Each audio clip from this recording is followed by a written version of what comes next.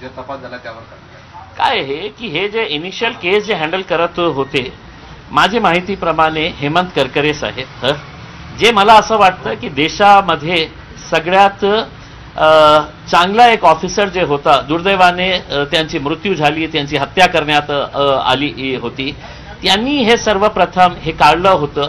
आणि त्यावेळी मला माहित आहे की एक नवीन शब्द बाहेर आला होता हिंदू टेररचा. हिंदू टेरर, सॅफ्रन टेरर नावाचा शब्द या मालेगावच्या घटनेच्या नंतर झालं होतं. जे करणारे होते त्याचा मागे काय उद्देश होता, तर एका समाजामध्ये टेरर निर्माण करण्यासाठी, कम्युनल डिवाइड करण्यासाठी हे सगळं घडवून आणलं होतं. आता प्रश्न हे होतं की कोणी घडवून आणलं होतं, मग कोण होते असे की जे एक साध्वी प्रज्ञा सिंग, जी एक साध्वी आहे, त्याला जेलमध्ये टाकण्याची हिंमत कुणाची होती? मग एक आर्मीचा officer, serving officer, lieutenant colonel Purohit, एका आर्मीचा ऑफिसर याच्यामध्ये जेव्हा अडकवण्यात आलं आता या निर्णयाच्या प्रमाणे, मग देशाच्या एक सर्व हे ज्युडिशियल सिस्टमवर आपल्याला प्रश्नचिन्ह, कारण त्यावेळी एक क्वेश्चन मार्क आपल्या आर्मीवरही उपस्थित होतं की एक सर्व्हिंग आर्मी ऑफिसर याला या केसमध्ये अडकवण्यात आलं होतं आपल्या या निर्णयाप्रमाणे.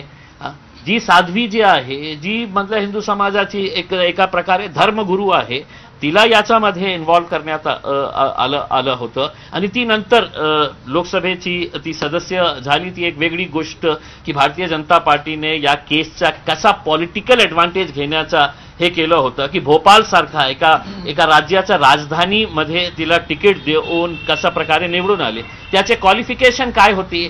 साध्वी प्रज्ञा सिंगचे क्वालिफिकेशन एकच होतं की ती मालेगाव बॉम्ब धमाकेची एक मुख्य आरोपी होती आणि त्याचा पॉलिटिकल ॲडव्हान्टेज घेण्यासाठी त्याला तिकीट देण्यात आलं, तिला निवडून आलं होतं. म्हणजे असं एक मेसेज देण्यात आलं होतं की आमच्याकडे काही चांगले रोग राहिलेले नाही आहे, जे अक्युज्ड आहेत त्यांना आम्ही तिकीट देऊन लोकसभेमध्ये पाठवणार आहे. आणि तसं झालं. गैरवापर करून या लोकांना अडकवण्यात आलं होतं, आम्हाला अडकवण्यात आलं होतं असं पुरोहित आणि साध्वी दोघंही म्हणाले. आणि तसंच भाजपही म्हणता येतं की त्यावेळेस काँग्रेसने किंवा तत्कालीन सत्ताधाऱ्यांनी सत्तेचा गैरवापर केला आणि यांना फसवलं आणि आज न्याय मिळाला. काय आहे की मी स्पष्टपणे बोलतो की त्या काळात जेव्हा आर पाटील राज्याचे गृहमंत्री होते, त्यांच्या काळात अनेक असे टेरर केसेस झाले होते. आणि त्या टेरर केसेसमध्ये असं मला असं वाटतं की आर पाटील साहेब दिवंगत आहे किंवा विलासराव देशमुख साहेब मुख्यमंत्री होते, अशोक चव्हाण त्यावेळी काँग्रेसमध्ये होते, आता भाजपमध्ये आहे, असं त्यांनी एक हे दिलं असेल की काही झालं टेरर अटॅक तर कोणालाही धरून आणा, आपण मोकळं होऊ आणि त्या कोर्टामध्ये आपण हे करू करके. तर एमआयएमचे नेते इम्तियाज जलील सध्या बोलत होते आणि त्यांनी या सगळ्या केसच्या संदर्भामध्ये अनेक प्रश्न उपस्थित केलेले आहेत. दरम्यान या निकालाविरोधामध्ये पीडितांचे वकील आता हायकोर्टामध्ये दाद मागणार आहेत. आरोपी निर्दोष सोडण्यावरती पीडितांचे वकील नाराज आहेत आणि त्यामुळे हायकोर्ट